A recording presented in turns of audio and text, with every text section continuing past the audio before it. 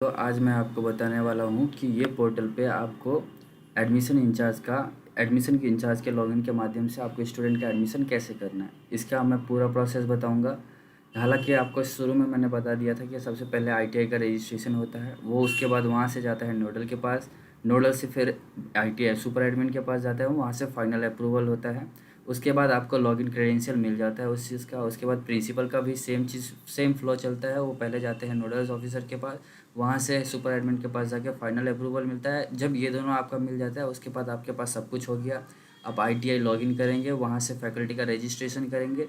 Registration करने के बाद प्रिंसिपल सर से आपको उसको अप्रूव करवाएंगे। अप्रूव हो गया उसके बाद आप उनको एक रोल मैप कर देंगे। मान लीजिए जैसे एडमिशन इंचार्ज, अब क्योंकि एडमिशन कराना है तो उसका रोल हो गया एडमिशन इंचार्ज। तो उसके आगे का प्रोसेस मैं अभी इस वीडियो में आपको बताने वाला हूँ। ये जो हमारा पोर्टल है सबको पता है, ये पोर्टल पे जाना है, ठीक है। मैं आपको आगे का प्रोसेस बता देना हूँ कि फैकल्टी इंचार्ज बन गया, उसका लॉगिन भी हो गया, अब क्या करना है, अब उसको आगे क्या करना है। उसके लिए हम ये करते हैं कि हम पोर्टल पे जाएंगे, उसके बाद ट्रेनिंग में जाते हैं। हम उनका मान लीजिए जो भी ईमेल रहता है वो ईमेल डालते हैं, लॉगिन करते हैं, ठीक है। एक बार लॉगिन होने के बाद क्या होता है, हम जाते हैं फैकल्टी लिस्ट। अब मैं दिखाता हूँ आपको उसका निकालना कैसे। जैसे कि यहाँ पे देख सकते हैं, यहाँ पे अप्रूव्ड बाय सुपन कुमार है, तो हम ये खोले, ठीक है। यहाँ पे एडमिशन इंचार्ज का इसको हम रोल मैप करवा देते हैं। इनको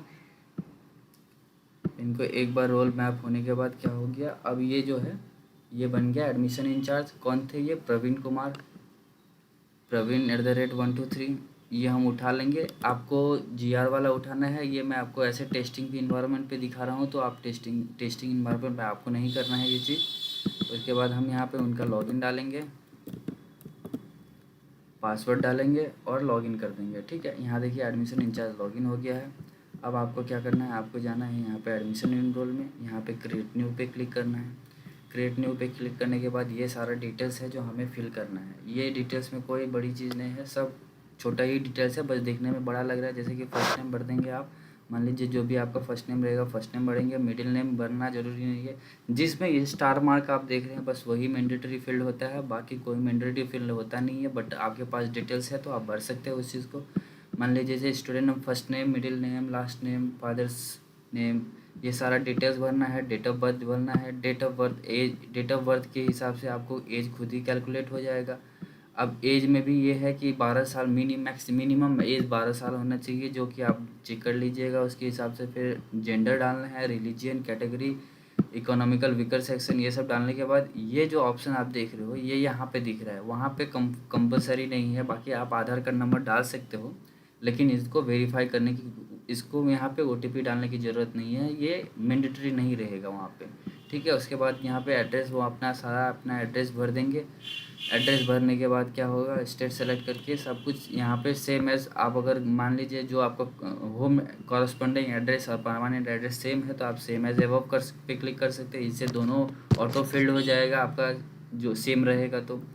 उसके बाद यहाँ से हम सेव एज ड्राफ्ट कर देंगे, ठीक है। फॉर एग्जांपल मैं आपको पूरा प्रोसेस दिखाता हूँ। मैं यहाँ पे लिख देता हूँ टेस्ट 1 टेस्ट, ठीक है, टेस्ट।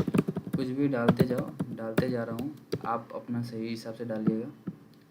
यहाँ पे मैं दे देता हूँ इसको 2008 का दे देता हूँ, जुलाई, कुछ भी डेट में डाल दे रहा हूँ। अभी 23 साल हो गया, जेंडर मेल हो गया, religion Hindu, category general, economic sector no, parents number आप अपना पेरेंट्स नंबर डाल दीजिएगा, मैरिड।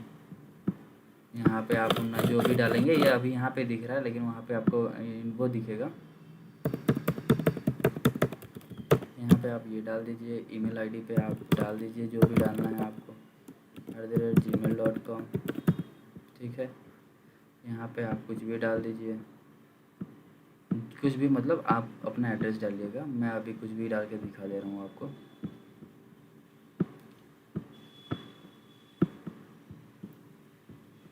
देखिए अब यहाँ पे मैं अगर सेम एज एबव करता हूँ तो वो सेम एड्रेस यहाँ पे भी आ गया।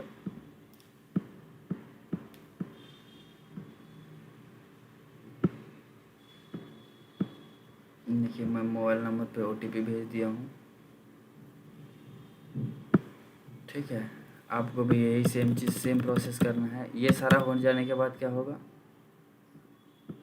ये सारा आप भर देंगे। उसके बाद आप सेव एज ड्राफ्ट करेंगे, ठीक है।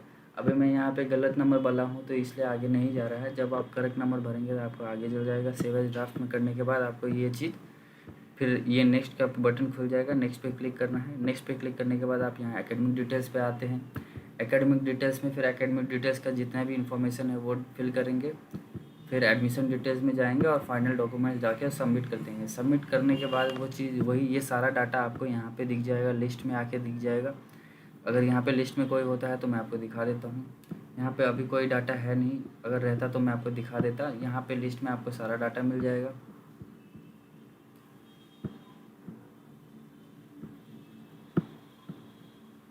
जैसे कि देखिए ये जो यहाँ पे जो हम है, ये जो ITI फॉर्बिस गेम हम जो पहले बनाया टेस्ट किए हैं उसमें एक का रजिस्ट्रेशन हुआ पड़ा है, ठीक है।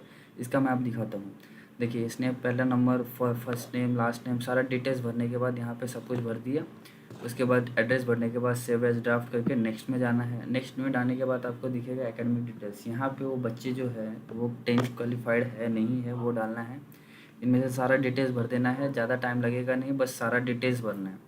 इसमें मार्क्स पूछा जाएगा कि वो ये सब्जेक्ट में पर्टिकुलर ये सब्जेक्ट में कितने मार्क्स आए। जैसे यहाँ पे देख लीजिए, ये यहाँ पे होगा 10th में टोटल 100 में 500 में कितने मार्क्स है, उस हिसाब से यहाँ पे मार्क्स कैलकुलेट करना है। ये ऑटो फिल्ड होके आ जाएगा, ये भी ऑटो फिल्ड होके आ जाएगा, ठीक है। उसके बाद सेव एज ड्राफ्ट करके आगे नेक्स्ट पे जाना है। नेक्स्ट पे जाने के बाद आपको डॉक्यूमेंट्स में दिखेगा एडमिशन डिटेल्स। अब एडमिशन डिटेल्स में हमें क्या क्या सेलेक्ट है, हमें एकेडमिक सेशन बताना है कौन सा है, ट्रेड एफिलेटेड अंदर कौन सा ट्रेड में इसका दाखिला हुआ है वो देखना है, शिफ्ट देखना है, यूनिट, ये क्या ये 2 कोर्स में है, क्या ये 2 कोर्स कर रहे हैं या सिंगल कोर्स में है, वो चीज़ देखना है। बाकी ये सारा डिटेल्स ऑटो फिल्ड आ जाएगा। उसके बाद यहाँ पे रजिस्ट्रेशन फ़ीस है, जितना आपका रहेगा वो आप डालिए। अभी हम लोग ने जो भी टेस्ट करने के लिए हम बनाए हैं वो चीज़ है। यहाँ पे जब आप ब्राउज डालेंगे कोई भी चीज़, यहाँ पे क्लिक कर देना है। यहाँ पे क्लिक करने के बाद वो अपलोड हो जाएगा आपको। जैसे कि पहले मैं बता देता हूँ, आप ऐसे सेलेक्ट, यहाँ से सेलेक्ट करेंगे, जो भी आपको सेलेक्ट करना है वो सेलेक्ट करेंगे।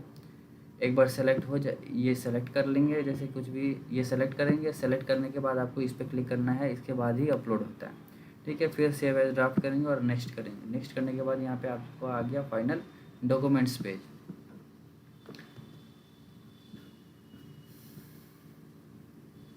यहाँ पे आपको आ जाएगा डॉक्यूमेंट्स का पेज। डॉक्यूमेंट्स में भी सेम चीज़ करना है, आपको सर्टिफिकेट पे क्लिक करना है। अगर 8 सर्टिफिकेट है 8 सर्टिफिकेट पे डालना है। सर्टिफिकेट डालने के बाद इस पर क्लिक कर देना है, इससे वो चीज़ अपलोड हो जाएगा। अपलोड करना ये बहुत इंपॉर्टेंट है, ये करना ज़रूरी है। ये नहीं करेंगे तब तक ये चीज़ जाएगा नहीं, तो ये करना, यहाँ पे क्लिक करना ज़रूरी है, ठीक है। उसके बाद 10 सर्टिफिकेट पे भी सेम चीज़ करना है, 12 पे भी सेम चीज़ करना है, और अपलोड सिग्नेचर में भी ये सेम चीज़ करना है। अब यहाँ पे एक चीज़ और है, सिग्नेचर और फोटो को जो है JPG और JPEG में फॉर्मेट में डालना है।